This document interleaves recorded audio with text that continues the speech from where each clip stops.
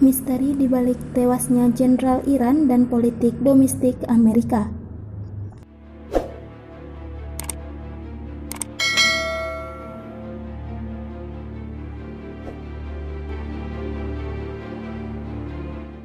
Sebenarnya, terlepas mengenai perkara kontestasi politik dan militer antara Iran dan Amerika Serikat di negara-negara proksi, Iran dan Suriah, hubungan kedua belah pihak relatif lebih stabil.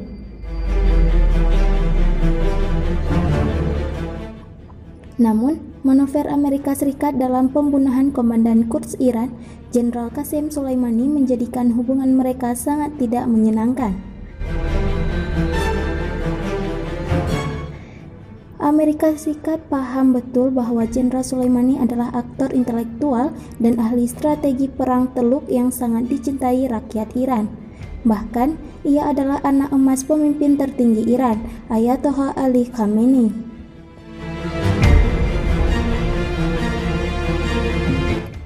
Karena itulah Presiden Donald Trump bermain api dengan membuat operasi penyerangan. Tujuannya sebenarnya dipicu oleh perkembangan politik domestik.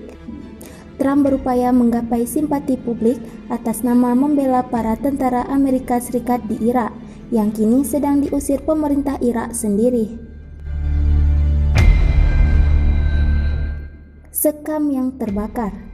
Sekam sudah terbakar, kini Amerika Serikat harus berkonfrontasi secara lebih terbuka dengan Iran, terutama bahwa Teheran mustahil akan diam saja ketika salah seorang panglima perangnya terbunuh secara keji.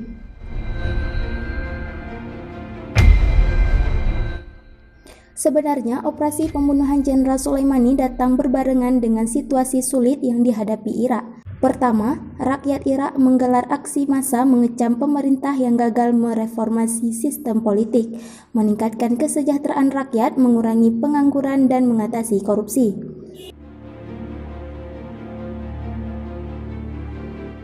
Kedua, mereka juga menginginkan agar terlepas dari segala pengaruh Iran di seluruh lini kehidupan, terutama politik, ekonomi, dan sosial. Secara faktual, pengaruh Iran memang besar, terutama sejak Amerika Serikat gagal menjadikan Irak negara yang aman, tentram, dan lebih stabil.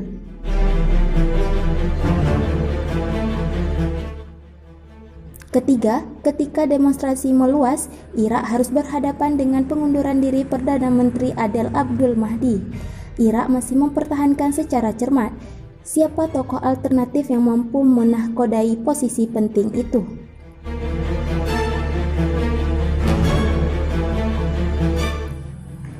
Ketika hal-hal krusial terjadi, sebenarnya Baghdad berusaha mengendalikan hubungan politiknya dengan kedua musuh utamanya, yakni Amerika Serikat dan Iran.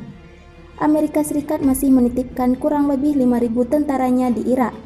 Para tentara ini pada mulanya dikerahkan untuk menghadapi ISIS, tetapi di saat ISIS mulai lemah, pasukan itu aktifkan untuk melawan pengaruh Iran di Irak. Dalam konteks ini, Jenderal Soleimani adalah arsitek berlian Iran yang selama ini menggelar operasi pelipatan ganda pengaruh Iran di Irak dan bahkan di Suriah. Sementara itu, Iran sendiri juga memanen demonstrasi massa atas persoalan kenaikan harga minyak yang melambung tinggi. Di samping itu, Iran juga harus direpotkan oleh sanksi Presiden Trump atas penyalahgunaan nuklir yang selama ini dilakukan. Tetapi sebenarnya di antara protes-protes rakyat Iran tersebut menggambarkan adanya keluhan sosial, ekonomi, dan politik yang lebih luas. Sebenarnya pemerintah Iran telah mengatasi dampak sanksi Amerika Serikat dan sekutunya, serta menjaga stabilitas nasional di negaranya. Namun yang menarik, Iran mampu mempertahankan pengaruh regionalnya di kawasan, khususnya ketika berhadapan dengan permainan canggih Israel.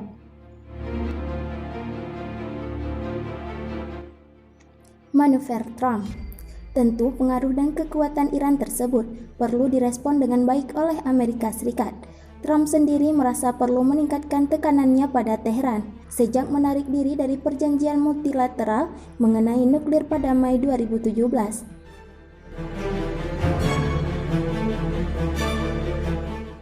Di luar persoalan politik regional dan peran Amerika Serikat di kawasan, Trump harus menelan pil pahit upaya impeachment jabatannya.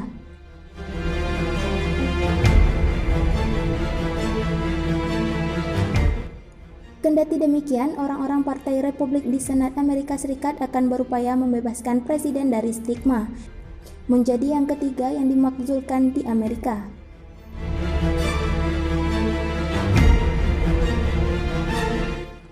Mengenai stigma tersebut, sebenarnya Trump juga was-was. Kekhawatiran Trump dapat diamati melalui cuitan di Twitternya, yang sering menunjukkan emosi yang meluap-luap ketika harus merespon lawan-lawan politiknya, terutama Partai Demokrat.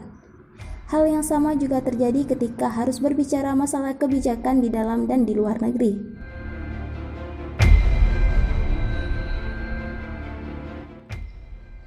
Keinginan Trump selama ini adalah menjadikan Iran instrumen pendongkrak popularitasnya di hadapan negaranya dan di dunia, terutama dalam rangka menyempurnakan kampanye neonasionalismenya.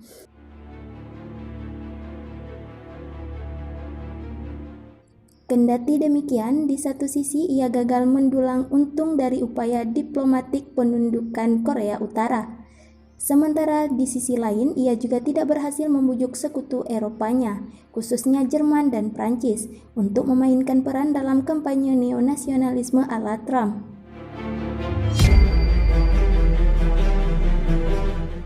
Trump tahu betul bahwa kebijakannya terhadap Iran tentu saja membuahkan hasil, terutama untuk melepaskan diri sejenak dari krisis politik domestik yang terjadi.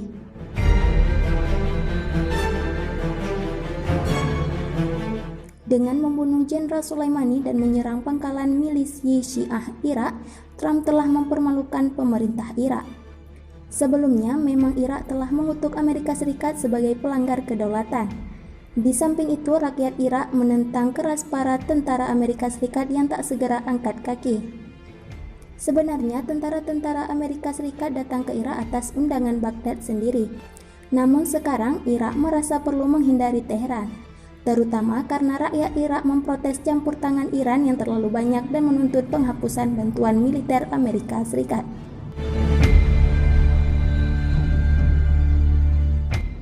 Politik domestik Amerika Serikat. Nah, serangan Amerika Serikat atas salah satu tokoh terpenting Iran sebenarnya dapat dipahami juga sebagai momen penting bagi para elit Iran. Mereka merasa punya kesempatan yang tepat untuk memperkuat bargaining mereka sendiri di hadapan rakyat Iran. Bahkan, Amerika Serikat adalah kekuatan intervensionis dan hegemonik. Selama ini, memang publik Iran merasa skeptis dengan perilaku politik Amerika Serikat di kawasan.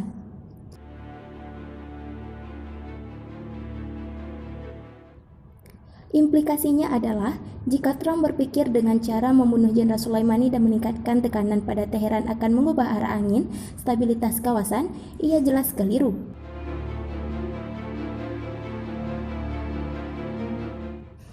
Sama sekali bukan gaya main Iran untuk menyerahkan diri begitu saja pada tuntutan Trump.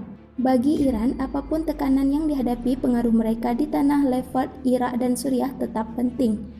Buktinya, dengan posisinya itu, Amerika Serikat memutar otak sedemikian rupa.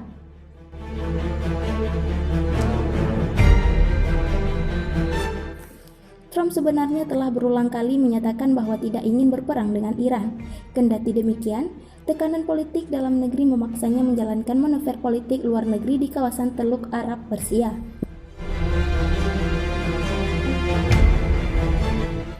Jika perang benar-benar terjadi, maka tindakan Trump akan memberi dampak yang jauh lebih serius, mungkin melampaui apa yang dipikirkannya, bahkan akan membuat kesulitan politik domestiknya lebih parah. Bola ada di tangan Trump. Jika ia keliru memainkannya, maka ia akan menepuk air di dulang, terpecik mukanya sendiri.